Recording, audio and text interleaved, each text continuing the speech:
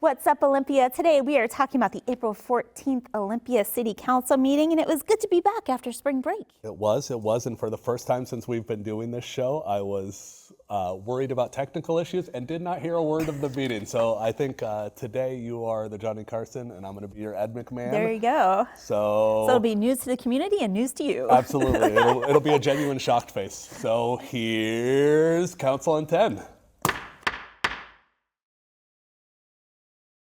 For the record, I'm Susan Grisham. And I'm Josh Lynn. We did start off, Council Member Gilman was excused last night, and the mayor had a couple of announcements. Yeah, so the mayor shared that the City Council met on Monday with the Olympia Port Commissioners to discuss key project updates, the port's future development priorities, the city's priorities for downtown, as well as just ongoing collaboration on sea level rise planning and resilience efforts.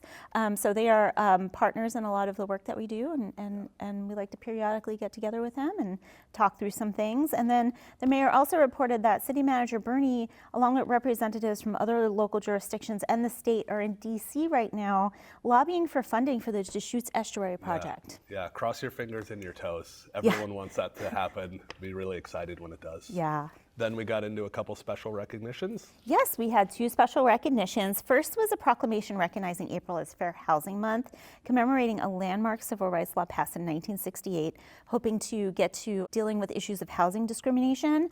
And the city remains committed to expanding housing access and equity. And we are hosting a home ownership fair on April 18th to help connect folks with resources for housing. Yeah, City of Olympia very much about fair housing.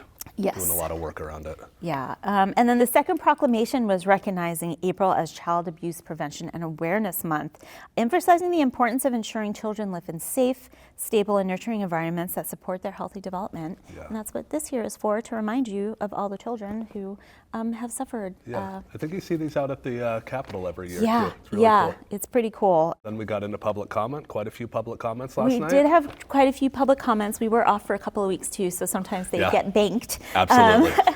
And folks were primarily there to comment on issues of housing and homelessness and the effects of these issues on the trans community members. And that, we had a lot of folks from different parts of the community come to speak about this.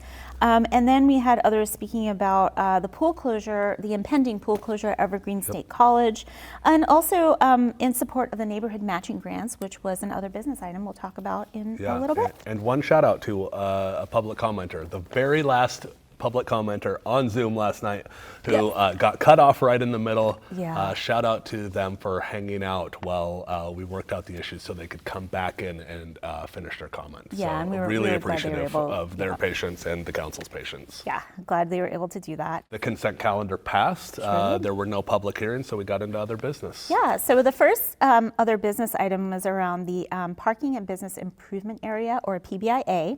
And that's a special district where downtown businesses and property owners pay a fee to fund services like street cleaning, safety, beautification, and events. Yeah, the flower baskets around town that everyone loves. That's a PBIA Yes, thing. the downtown lighting during the holidays. A lot of beloved things come from. Yeah, so City Council has approved moving forward with the next phase of an evaluation of the PBIA that focuses on planning and community input to consider possible updates on how the district is structured, funded, and managed. And that passed. Yeah, it's great to see. It's a long time coming. I think they haven't raised rates for, as long as we've been alive. So looking at how to better utilize those funds and make that organization work much better. Yep, more modern. Yeah. And then we moved on to Neighborhood Matching Grants, which is a long-running program that we have about 25 years at the City of Olympia, and it awards funding to support community-led neighborhood projects.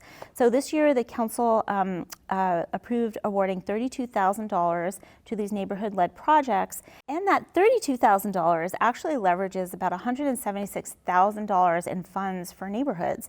And so this helps fund efforts like emergency preparedness, walking paths, neighborhood events, and this is matched by volunteer time and local contributions.